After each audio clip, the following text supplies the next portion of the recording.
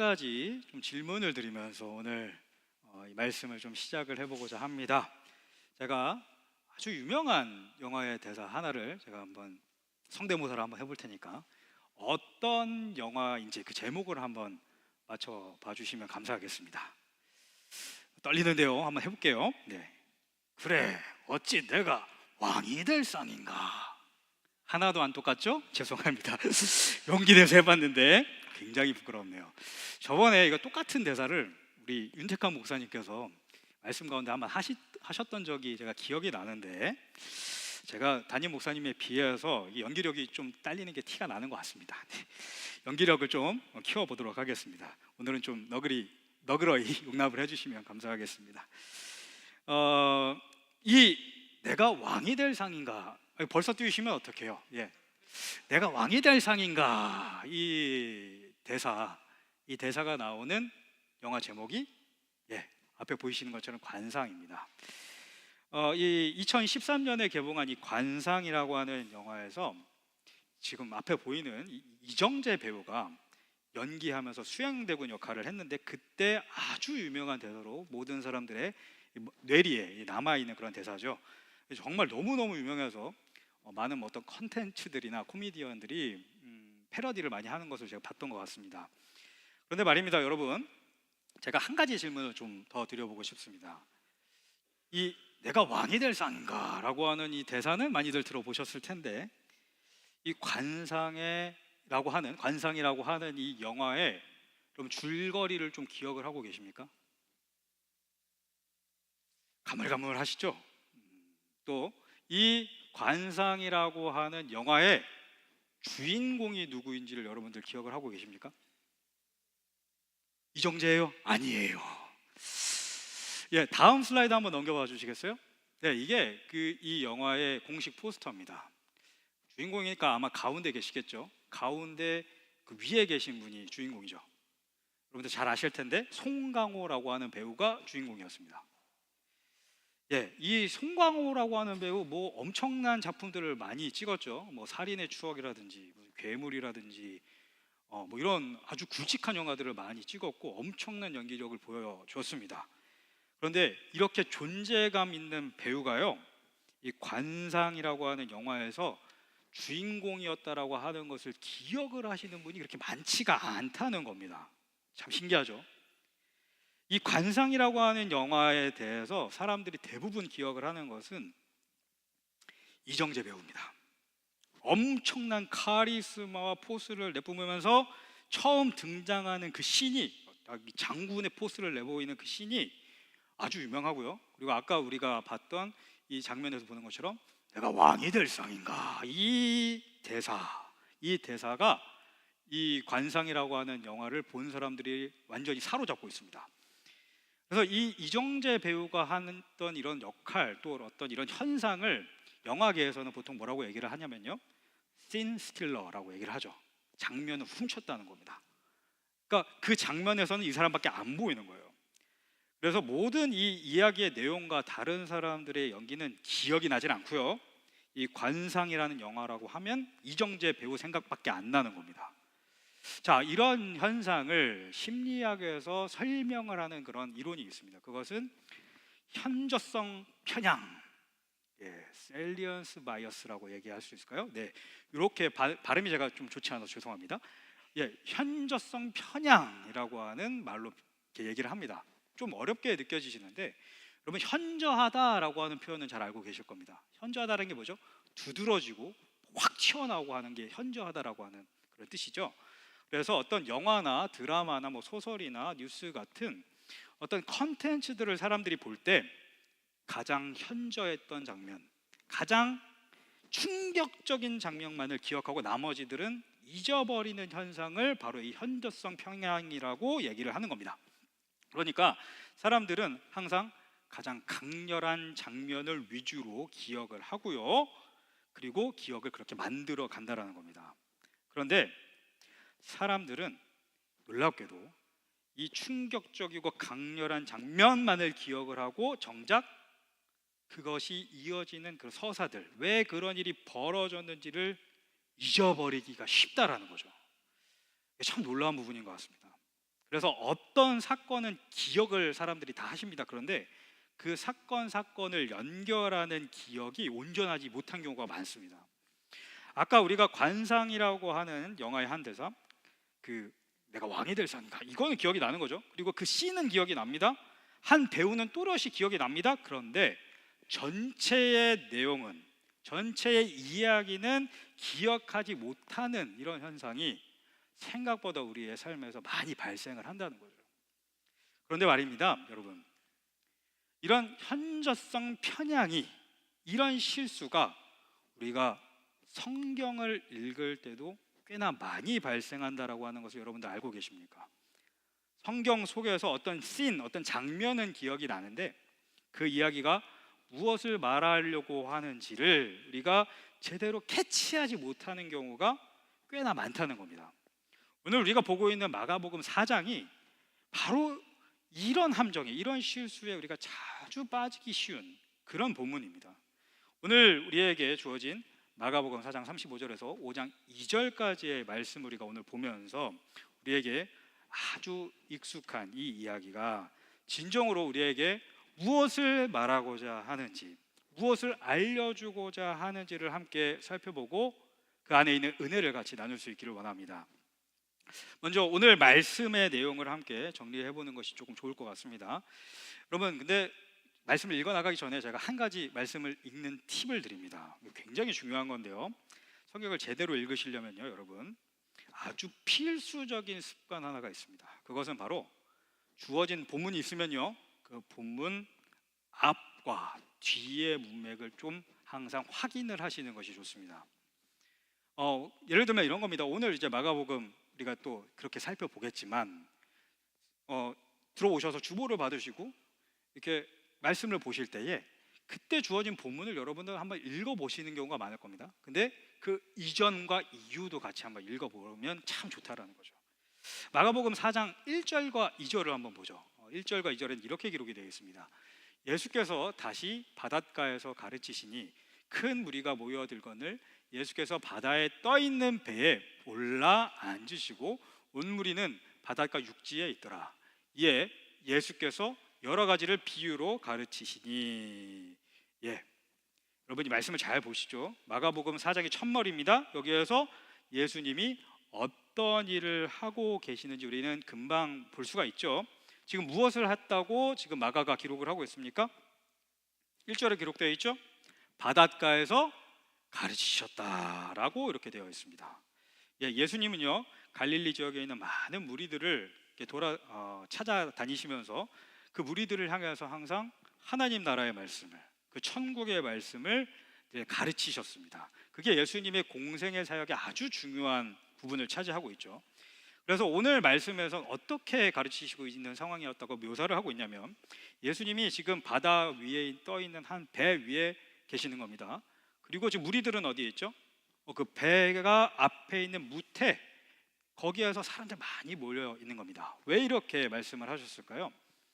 많은 학자들은 왜 이렇게 예수님이 말씀하셨는지를 이렇게 설명을 하는데요, 뒤에서 불어오는 해풍을 타고 말을 하면 마치 확성기가 작동하는 것처럼 더 잘 들린다고 합니다. 그래서 그렇게 말씀을 하셨다는 거죠. 자, 이런 상황입니다. 그런데 2절을 보면은 이 가르침의 상황에서 예수님이 무엇을 가르치셨는지를 우리가 볼 수 있죠. 무엇을 가르치셨다고 기록이 되어 있습니까? 예수께서 여러 가지를 비유로 가르치시니라고 기록을 하고 있습니다. 여러분, 이 뒤에 그리고 4장 3절에서 34절까지 쭉 비유들이 계속해서 나오는 것을 우리는 볼 수가 있습니다. 여러분들 나중에 한번 찾아보십시오. 근데 어떤 비유들이 있는지 제가 굵직굵직한 것들만 말씀을 드리면 이런 것들입니다. 여러분, 씨 뿌리는 자의 비유 들어보시죠? 돌짝밭에도 떨어지고 가시밭에도 떨어지고 좋은 밭에도 떨어지는 그 이야기들 들어보셨을 겁니다. 그 비유가 바로 여기 있습니다. 자, 그리고 그 뒤에 등경 위에 있는 등잔, 등경 밑에 두는 게 아니라 위에 둔다라고 하는 이 비유를 예수님이 말씀을 해주십니다. 빛은 항상 등경 위에 있어야 된다 말씀을 주시는 거죠. 그리고 여러분들 잘 아시는 한 알의 겨자씨 비유도 이 맥락 가운데 있습니다. 그래서 여러분들 성경을 좀 읽어보신 분들이라면 아주 익숙하실 비유들이 계속 연달아서 등장을 하고 있는 거죠. 예수님께서는 이렇게 하나님 나라의 그 비밀들을 비유로 가르치시고, 그리고 제자들과는 있을 때는, 혼자 계실 때는 그것을 풀어서 해설하여 주셨다라고 그렇게 말씀을 하면서 34절이 마무리됩니다.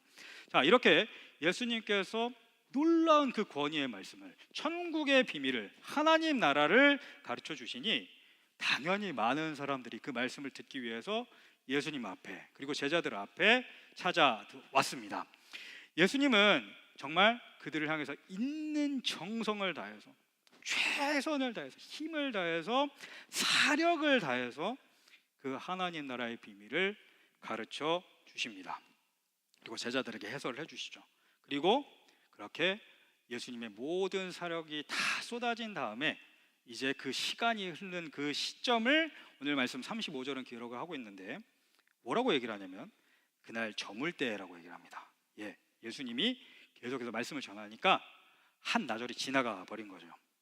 그리고 나서 35절 이후에 이렇게 기록이 되어 있습니다. 제자들에게 이르시되 우리가 저편으로 건너가자라고 갑자기 얘기를 하시는 겁니다. 여러분, 이 말씀이 여러분 조금 생뚱맞다라고 하는 것을, 좀 이례적이라고 하는 것을 우리가 알아야만 합니다. 여러분, 지금 예수님이 저편으로 건너가자라고 하시는 이 말씀이요, 예수님이 배에서 저 무트로 나가시겠다라는 말이 되겠습니까? 아닙니다. 이 말씀 무슨 말씀이냐면, 우리가 그 뒤에 있는 말씀을 통해서도 쭉 봐왔지만 갈릴리 저편으로 가자는 겁니다. 지금 예수님은 갈릴리 서편의 유대인들의 도시에 계시는데 갈릴리 동편으로 건너가자라고 지금 말씀을 하고 계신다는 겁니다.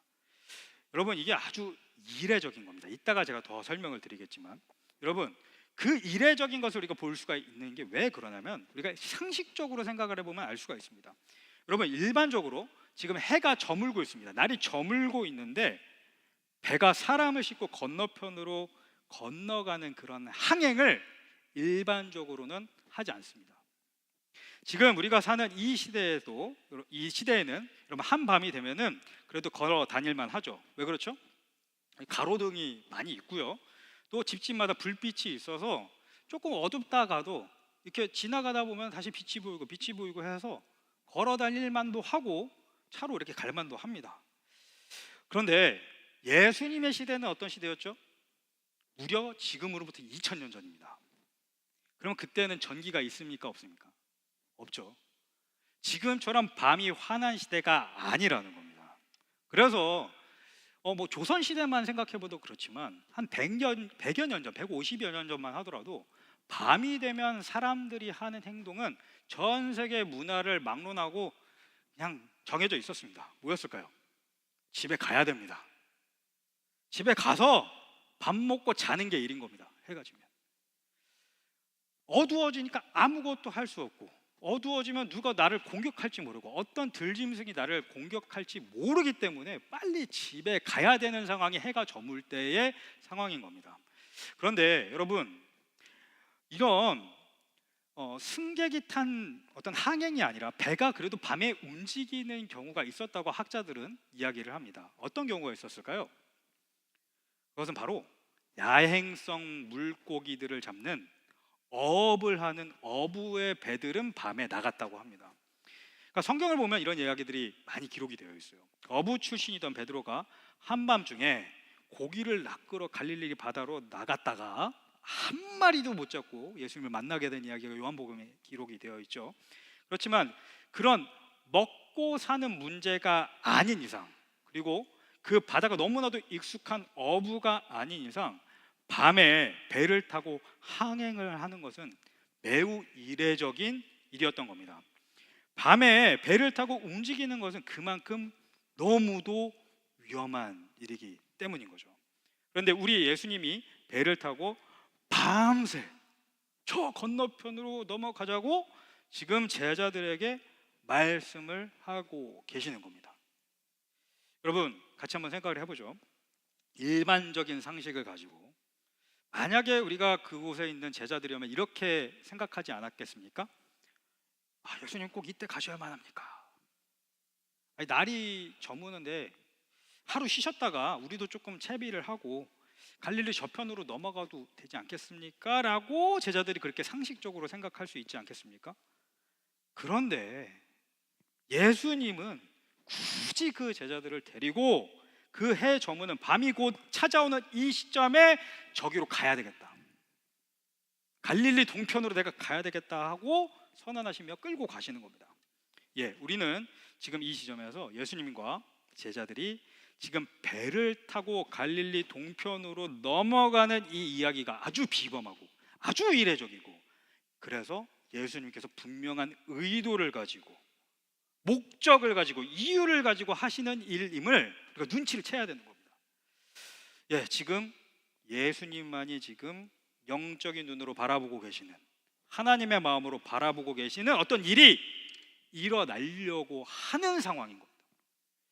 자, 이 무언가가 일어날 것 같은 어떤 시그널을 우리가 조금 마음에 두고요, 오늘 말씀을 쭉 읽어 나갈 수 있으면 좋겠습니다. 잠시 접어두고 이어지는 36절에서 41절까지의 말씀을 살펴보죠.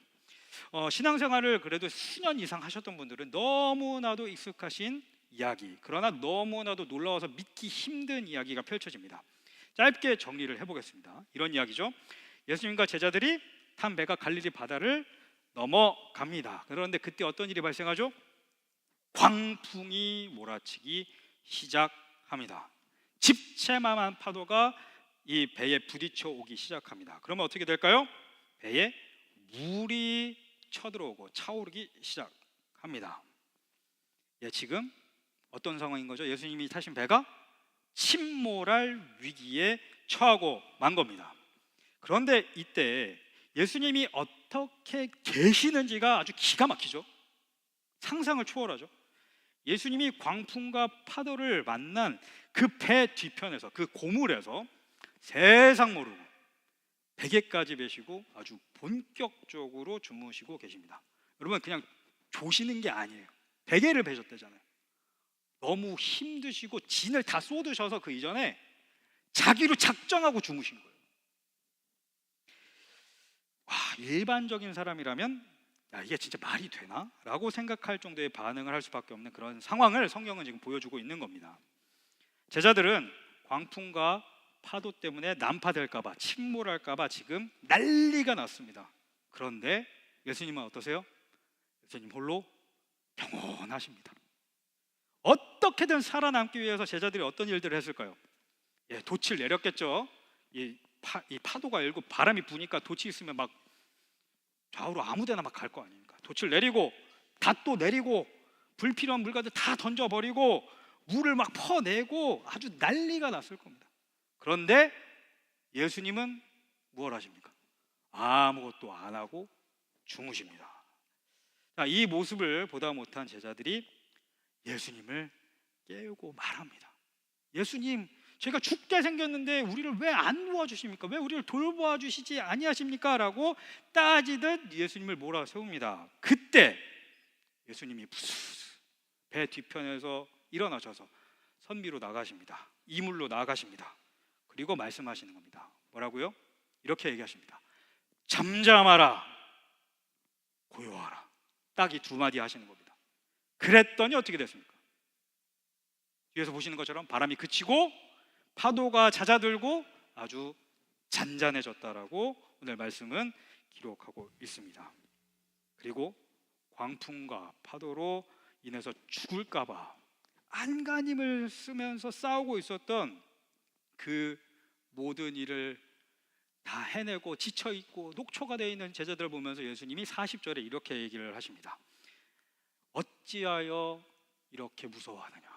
너희가 어찌 믿음이 없느냐라고 이렇게 그들의 믿음에 대해서 지적을 하시죠. 자, 이렇게 예수님께서 제자들의 믿음에 대해서 말씀을 하실 때 제자들은 믿음에 집중을 하지 않습니다. 오히려 예수님이 말씀하시는 그 말씀이 아니라 예수님이 행하신 기적에 집중하며 이렇게 느낍니다. 41절에는 제자들이 예수님이 광풍과 파도를 잔잔케 하시고 순종케 하시는 그 능력을 보고 두려워 떨었다라고 이렇게 기록을 하고 있습니다. 자, 이 말씀을 가지고 여러분들 이제껏 신앙의 연수가 있으신 분들은 있는 분들은 많이 어떤 설교를 들어보셨을 것 같습니다. 보통 이 말씀을 가지고 이런 메시지들을 사역자들이 전합니다. 예수님께서 저 자연마저도 순종케 하시고 다스리게 하시는 그런 능력이 있으신 분이다. 그러니 그것을 믿고 하나님의 전지전능하심을 믿으면서 살아가야 된다. 이렇게 말씀을 하시죠. 이 메시지 맞는 말씀입니다. 그런데 또 어떤 분들은 이렇게 메시지들을 전하십니다. 우리의 인생은 항해를 하고 있는 배와 같다. 잔잔할 때도 있지만 때로는 풍랑이 일 때도 있다. 그런데 우리의 인생의 이 배 가운데에서 하나님께서 함께 계신다. 그러니 이 배는 절대로 침몰치 않음을 믿어라 라고 이렇게 아주 은혜로운 메시지를 전하시는 것도 들어보셨을 겁니다. 여러분, 그런데 말입니다, 제가 생각했을 때는 이 마가복음 4장 35절에서 41절의 말씀을 이렇게만 읽기에는 조금 아쉽습니다.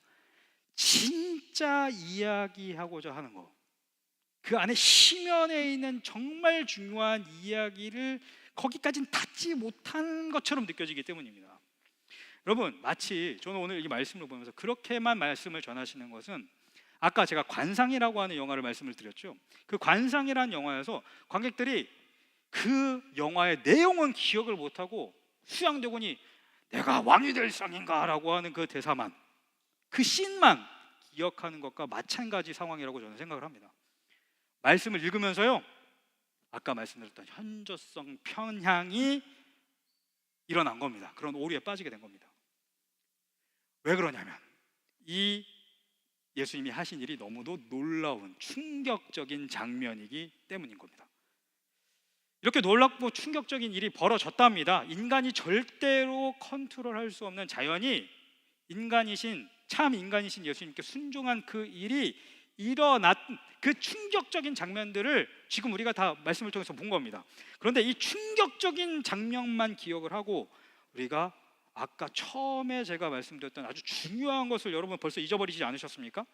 무엇을 말입니까? 왜 예수님이 그 날이 저물 때에, 다른 사람들은 항해를 하지 않을 그때에 갈릴리 바다를 그 늦은 저녁에 건너간다고 하셨던 걸까?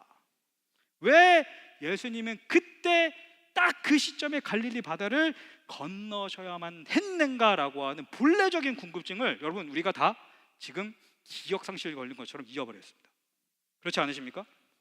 그 목적이 중요한 건데 왜 거기를 넘어가시는지가 사실 중요한 건데 그걸 다 잊어버렸잖아요.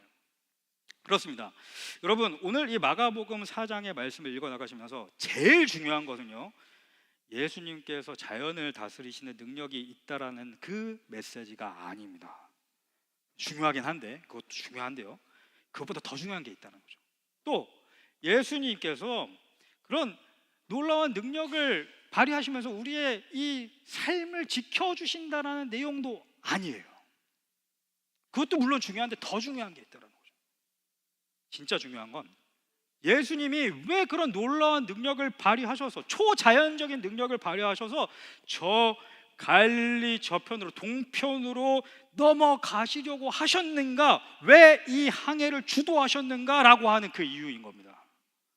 예수님께서 가장 중요한 사역으로 여기셨던 것은 하나님 나라의 복음을 선포하시는 것이었습니다.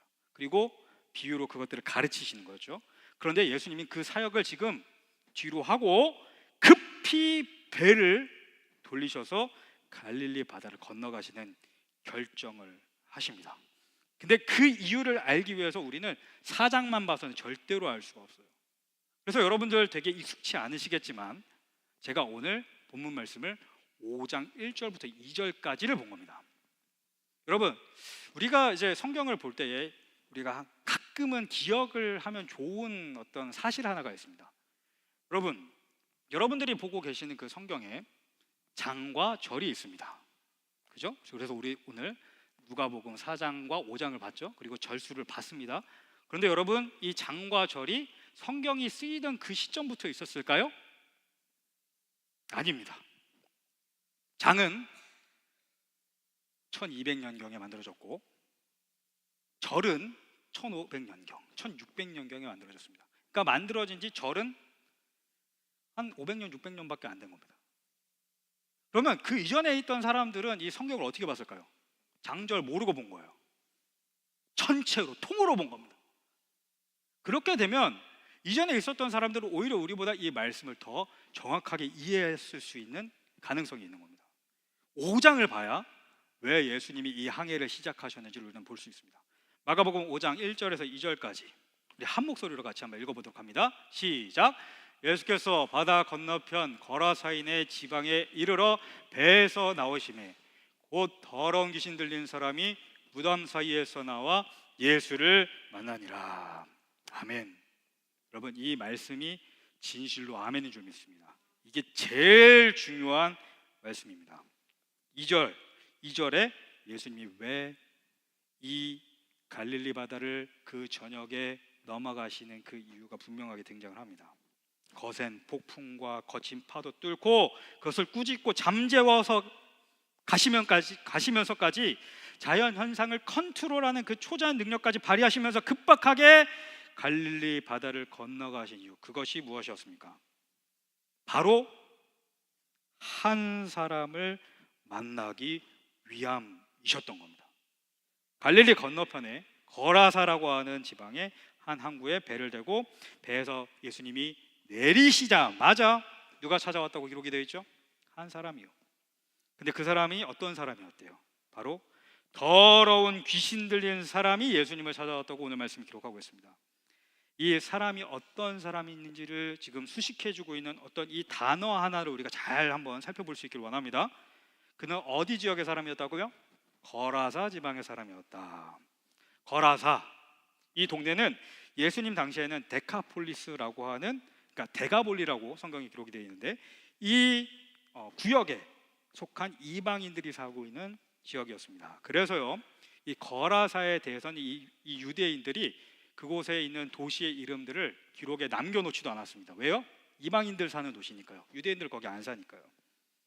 자, 여러분들, 유대인들이 이방인들을 그때 당시 어떻게 생각하고 있는지를 여러분들 한번 이런 표현들 들어보셨을 겁니다. 유대인들은요, 그때 당시 이방인들, 로마 사람들, 이방인들, 그 사람들을 지옥의 불쏘시개라고 얘기를 했습니다. 지금도 그렇게 생각하시는 분들이 왕왕 있습니다. 또 이렇게 기록이 되어 있죠. 두 번째, 더러운 귀신 들린 사람이었다라고 성경 기록하고 있습니다. 예, 그는 귀신에 쓰여 있는, 귀신 들리는 사람이었습니다. 이게 무슨 말입니까? 악한 영의 세력이 완전히 메인받아 가지고 자기를 잃어버리고 자기 자신을 컨트롤하지 못하고 자기도 모르는 이상한 영의 그 행동들이, 그런 인격들이 드러나는 그런 완전히 사로잡힌 자유가 없는 사람을 말하는 겁니다. 이 사람에게 그런데 씌인 귀신은요, 한 마리가 아니었어요. 이 귀신의 이름이 있습니다. 5장에 보면 나오는데 이름이 뭔지 기억하시는 분 계십니까? 군대, 네임드 귀신이죠. 아주 유명한 귀신입니다. 군대라고 하는 귀신입니다. 헬라어로 보면 레기온이라고 되어 있는데 이 군대, 레기온이라고 하는 귀신은 사실 우리 말로 번역을 하려면 사실은 군단이 더 맞습니다. 군단. 로마 시대에 이 군인들을 이렇게 그 군대를 조직하는 시스템이 있는데 그 중에 레기온이라고 하는 이 단위는 거의 3,000명에서 5,000명까지 되는 많은 군인들이 모여 있는 군대를 말하는 겁니다. 군단인 거죠. 그래서 이 군단은 홀로서 전쟁을 치를 수 있을 정도의 강력함을 가진 군대를 이야기를 하는 겁니다. 그런데 이 말씀 뒤에 그 군대 귀신을 예수님이 내쫓아 주시는데요, 그때 내쫓길 때 예수님이 그 귀신들을 돼지떼에 이제 들어가게끔 하셔서 그 돼지떼가 물속으로 빠져들어가지고 몰살되게 되는 이야기가 나오죠. 근데 이때 죽은 돼지가 몇 마리였다고요? 성경은 거의 2,000마리였다고 얘기를 하는 겁니다. 예, 여러분, 그런데 이 귀신이 어디에 있었던 거예요? 그 거라사에 귀신 들린 자 한 사람에게 다 들어가 있었던 거예요. 보통 일이 아니죠. 여러분, 마지막으로 성경은 이 사람이 무덤 사이에서 나왔다라고 기록을 하고 있습니다. 무덤에서 살았다라고 기록을 하는 거예요. 무덤은 여러분 어떤 장소입니까? 죽은 사람들의 유해가, 그 시신이 안장되는 곳이죠. 네, 당시 유대인들이 절대로 하지 않는 행동이 있었습니다. 그것이 바로 무엇이냐면 이 죽은 이의 시체를, 유해를 만지면 안 됐어요.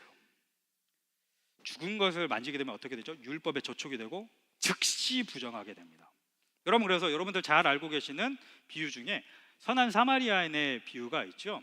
그때 그 강도 맞은 이웃을 보고선 세 사람이 지나갑니다. 첫 번째 사람 누구죠? 제사장이 지나갔습니다. 두 번째 사람 누구죠? 바리새인이 지나갔습니다. 레위인이 지나가냐? 정확하게 제가 기억이 안 나는데 지나갔습니다. 어쨌든 이 사람들이 지나갔어요. 율법을 사모한 사람들이 지나갔어요. 근데 왜 이 사람을 안 도와줬는지 아십니까? 그 사람이 죽은 것처럼 보여서 시체인 줄 알고 안 만지려고 그랬던 거예요. 제사장은 그 사람을 만지는 즉시 예루살렘을 가서 그 제사를 집전을 할 수가 없거든요. 율법을 어기게 되는 거거든요. 그래서 율법을 지키겠다고 사람 살리는 일을 안 한 겁니다. 그게 선한 사마리아인의 비유의 핵심이죠. 그래서 여러분들 이 이야기들을 통해서 우리가 분명하게 알 수 있는 것이 있습니다. 바로 이 무덤 사이에서 이 귀신 들린 자가 나왔다라고 하는 것은 무슨 의미가 될까요? 그 무덤들 가운데는 얼마나 많은 시체와 유해들이 있겠습니까? 그러면 그들과 함께 지낸 거예요. 그럼 이게 무슨 말이 되는 거죠? 이 사람 부정한 이 세상에서 이 사람보다 부정할 수가 없는 사람이었다라고 성경이 기록을 하고 있는 겁니다. 이방인이었고요, 귀신 들렸고요, 부정하기 그지없는 사람입니다. 이런 불쌍한 사람을 그 누구도 만나주지 않습니다. 이 사람은 그냥 살아만 있는 거예요. 그러나 죽어 있죠. 그런데 이렇게 불쌍한 한 사람 만나기 위해서 예수님은 말씀 사역을 급히 마무리하시고 그 풍랑을 뚫고 밤을 새가며 이 사람을 찾아오고 계시는 겁니다. 이 불쌍한 한 영혼 사라졌고 있는 이 저 군대라고 하는 이 이름하는 저 악한 영을, 귀신을, 마귀를 쫓아내시려고, 그래서 저 불쌍한 귀신 들린 한 영혼 구원해 주기 위해서 예수님이 갈릴리 바다를 뚫고 지금 오시는 겁니다. 여러분, 근데 더 놀라운 사실은 뭐냐면요, 이 예수님의 갈릴리 바다를 건너 여행하신 이 목적이 오직 이 귀신 들린 자 만나는 것 딱 하나였다라는 사실입니다. 마가복음 5장 16절에서 18절에는 이렇게 기록이 되어 있습니다. 이에 귀신 들렸던 자가 당한 것과 돼지의 일을 본 자들이 그들에게 알림해 그들이 예수께 그 지방에서 떠나시기를 간구하더라. 예수께서 배에 오르실 때라고 되어 있습니다. 지금 예수님이 귀신 들린 자의 귀신을 다 쫓아내주셨어요. 바로 즉시 그들이 너무 무서워서 예수님 떠나라고만 얘기합니다. 그래서 바로 배에 다시 오르셔서 갈릴리 서편으로 옮겨가셨다는 거예요. 이게 무슨 말이에요? 예수님 오직 그 귀신 들린 자, 그 불쌍한 영혼 한 명 만나시려고 그 풍랑을 뚫고 갈릴리 바다를 건너오셨다는 겁니다.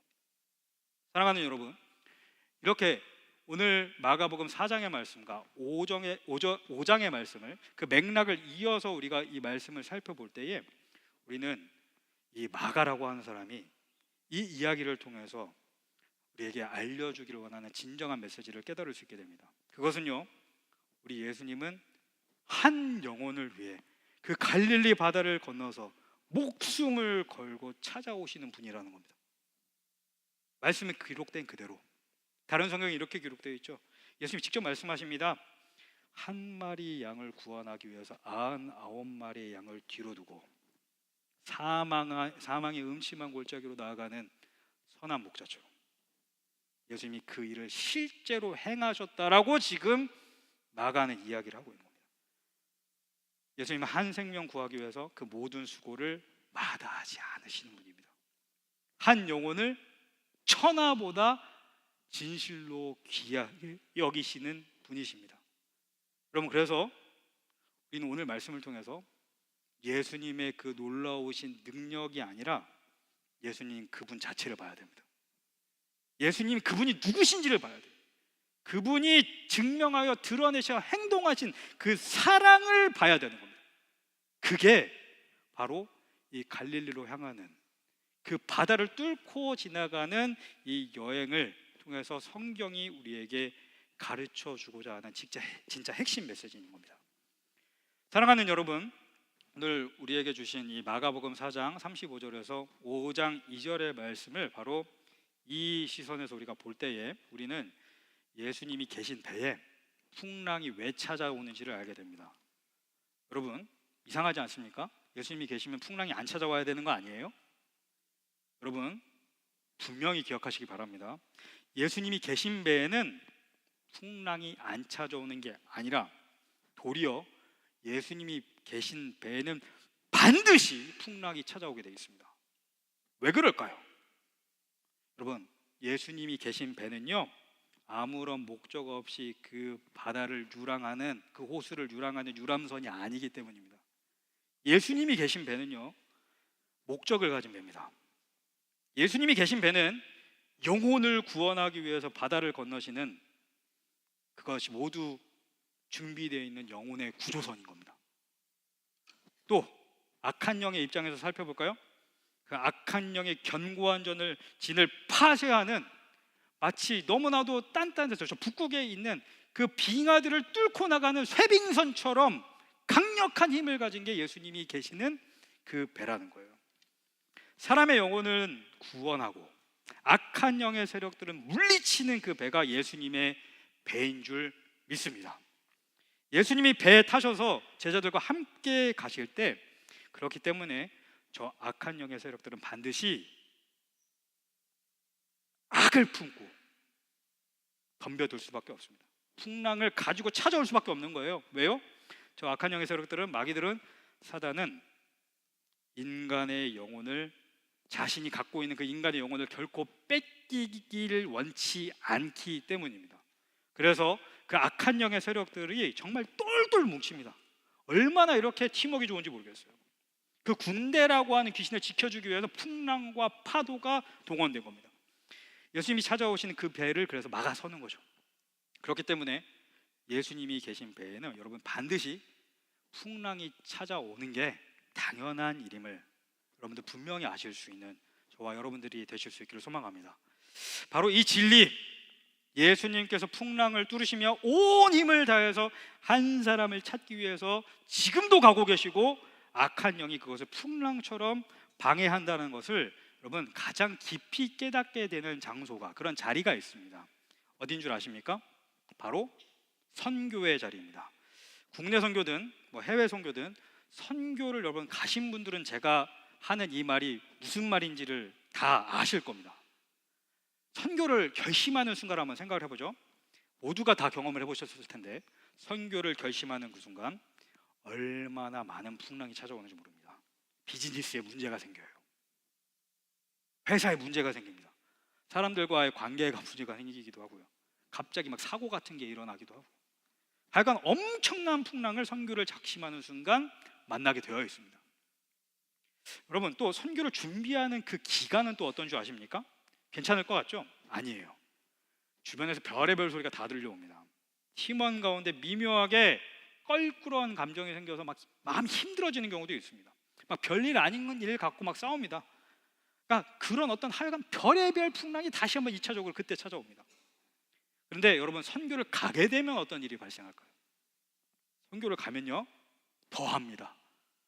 선교의 땅에 발을 내딛는 그 순간에 이거 정말 영적 전쟁이구나, 뭐가 있다라고 하는 그 느낌이 그냥 바로 체험되어집니다. 그래서 막 주님을 붙잡고 주님 도와주십시오 하면서 우리가 계속해서 이걸 뚫고 가잖아요. 그런데 그러다가도 조금만 방심하면 말도 안 되는 일이 발생하기도 합니다. 그렇게 계속해서 풍랑이 찾아오는 현장이 바로 선교지입니다. 여러분, 그런데 이 선교지가 그렇게 풍랑이 찾아와도 이 선교지만큼 은혜가 충만한 곳도 없습니다. 그 모든 풍랑을 예수님과 함께 건너가잖아요. 믿음이 부족해서 예수님께 칭얼대면서도 기도해서라도 예수님을 깨워서 역사하게 하시면 모든 풍랑이 반드시 잠잠하게 되어 있습니다. 그리고 예수님께서 목적하신 그 구원의 일이, 한 생명이, 한 영혼이 돌아오게 되는 걸 보면 엄청난 은혜가 폭포수처럼 부어지는 것을 그 순간 경험하게 되는 곳이 바로 선교의 자리라는 거예요. 여러분, 바라기는 이 자리에 계시는 모든 분들이 선교의 자리에 참석하실 수 있는 기회를 계속해서 얻으실 수 있기를 주님의 이름으로 축원합니다. 여러분, 지금 우리 교회에서 파송한 파나마 단기 선교팀도 바로 이 과정을, 그리고 이 은혜를 누리고 계신 줄 믿습니다. 여러분, 저는요 벌써부터 가슴이 떨리고 기대가 막 되기 시작했습니다. 이 파나마 선교팀이 내일 9시 정도에 이제 복귀를 하시게 될 텐데, 다음 주에 선교 보고 시에 우리에게 그 은혜의 간증들을 들려줄 겁니다. 벌써부터 가슴이 뛰지 않으십니까? 사랑하는 여러분, 우리가 파나마 선교를 파송한 우리의 형제 자매들, 그 단기 선교팀이 끝까지 아무런 변고 없이 잘 돌아오실 수 있도록 끝까지 기도로 동역해 주시기를 주님의 이름으로 부탁드립니다. 이제 말씀을 갈무리하고자 합니다. 사랑하는 연합의 성도 여러분, 꼭 이 자리에 예배하시는 분들 중에 여러분들의 삶에서 도저히 어떻게 할 수가 없는 풍랑과도 같은 문제를 지금 마주하고 계신 분이 있을지도 모르겠습니다. 여러분, 그런데 오늘 여러분들 말씀을 들으셨으니 이렇게 반응하지 않으셨으면 좋겠습니다. 보통 사람들이 이렇게 반응하죠. 풍랑이 찾아오면, 하나님, 제게 왜 이러십니까? 왜 나한테만 이러십니까? 예수님 믿는데 왜 이런 일이 나에게 일어납니까? 라고 그렇게 믿음 없는 자처럼 반응하지 마시고, 여러분, 그 풍랑이 찾아올 때에 가장 먼저 해야 하는 일을 말씀을 통해서 분명히 깨닫고 행하실 수 있기를 바랍니다. 여러분, 풍랑이 찾아올 때 해야 하는 일은 한 가지입니다. 바로 내가 타고 있는 그 배에 예수님이 계시는가를 확인해야 됩니다. 우리 예수님 잠잠히 주무시는 듯 고요하게 계시지만 예수님 거기 분명히 계시다면요, 여러분 두려워하지 마십시오. 여러분 반드시 그 풍랑 뚫고 지나가실 수 있는 줄 믿습니다. 여러분, 예수님에 대한 그 믿음이 여러분 꺾이지 않으실 수 있길 바랍니다. 그리고 여러분들 여기에서 한 발짝 더 나아가실 수 있길 바랍니다. 풍랑이 찾아오잖아요. 그러면 여러분들 삶에 예수님이 늘 함께 계시니 여러분 이제 눈치를 채세요. 아, 예수님이 이 풍랑 뒤에 무언가를 준비하고 계시는구나. 아, 예수님이 누구를 지금 구원해 주시려고 하는 거구나. 아, 예수님이 지금 누구 살려주려고 하시는 거구나. 아, 예수님이 저 악한 영의 세력들을 물리쳐 주시고 누구를 만나 주시기 위해서 지금 나를 사용해서 함께 가주고 계시는 거구나. 아, 예수님이 구원의 역사에 나를 동참시켜 주시고 계시는 거구나. 여러분 알아차리시고 예수님의 능력을, 예수님의 그 역사심을 잠잠히 바라보고 기다리는 그 믿음의 행동을 할 수 있는, 더 깊은 믿음의 지경으로 나아가실 수 있는 저와 여러분들 되시기를 주님의 이름으로 축원합니다. 이제 이 말씀 가운데 받은 은혜 우리 함께 찬양으로 고백하면서 또 기도하면서 예배를 마치고자 합니다.